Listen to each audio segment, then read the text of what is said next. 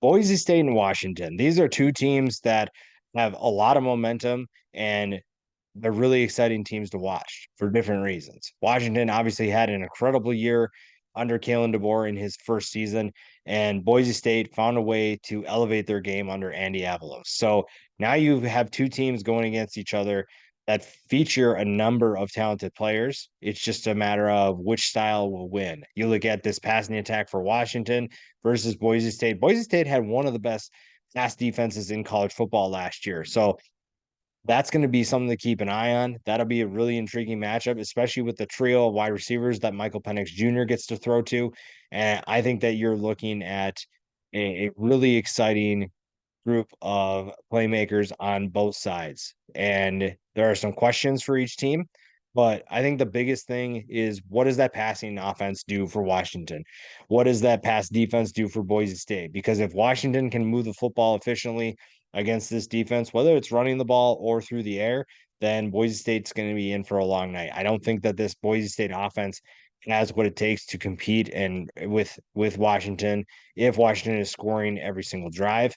And I think the biggest thing is what if Boise State can't run the football? Taylor Green is an electric runner. He also has Ashton Genty back and George Halani at running back.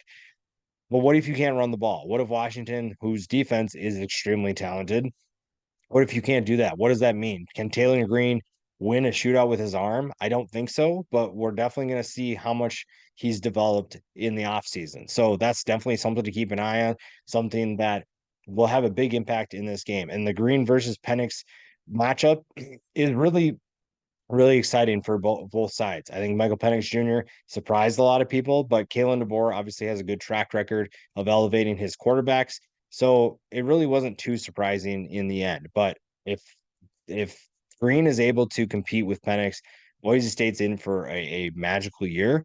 I think they still are, but the biggest thing I think is going to be how to take care of the football for Boise State and for Washington. Whoever wins the turnover battle will have a ton of momentum. I think that if Boise State finds a way to pick off Michael Penix Jr. one or two times or create a fumble or two, then you're giving yourself extra chances to hang in this game.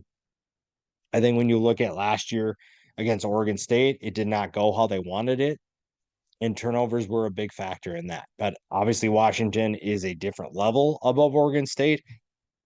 Now you have to find ways to hang around and see how long you can make this interesting. And if you're able to go into that fourth quarter and you're still within arm's reach, that's where things get really, really fun. And again, a lot of that has to do with taking over care of the football, creating turnovers on defense, and finding a way to balance out the offense because that's going to be something that will have a huge impact and it comes down to the quarterbacks. And we all know what Michael Penix Jr. can do. We're not expecting him to run the football as much, although he can. His numbers don't indicate that from last year, but he can run the football. If you remember the 2020 season when he was at Indiana, that run against Penn State, the iconic picture that we saw of him reaching for the end zone, he is someone who can make an impact with his legs. It's just that why do that when you can throw the football for over 4,600 yards and 31 touchdowns? Now, Taylor Green was no slouch either, just not as much of a elite passer as Penix was. And you look at the rushing stats, that's definitely something that is a strong suit for him, but throwing the football will be a key.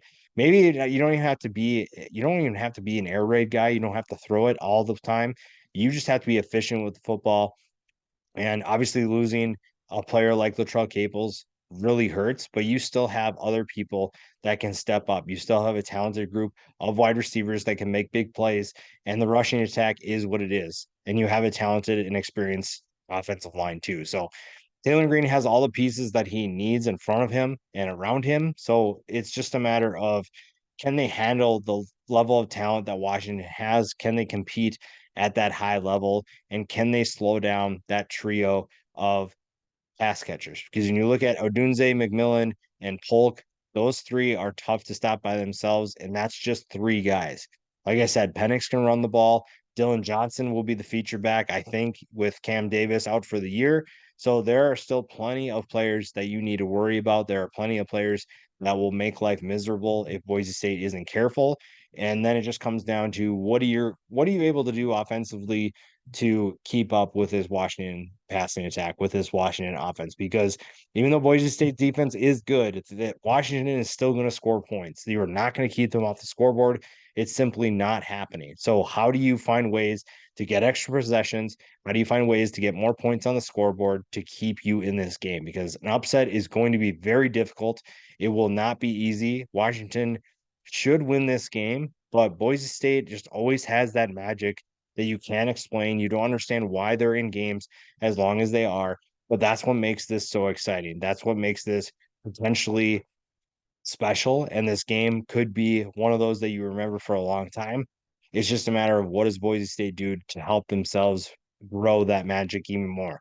Because, like I said, if they're in the fourth quarter and they are still in this game, Washington is going to tighten up. Boise State will play with more confidence. And then we're talking about an upset of the year for 2023.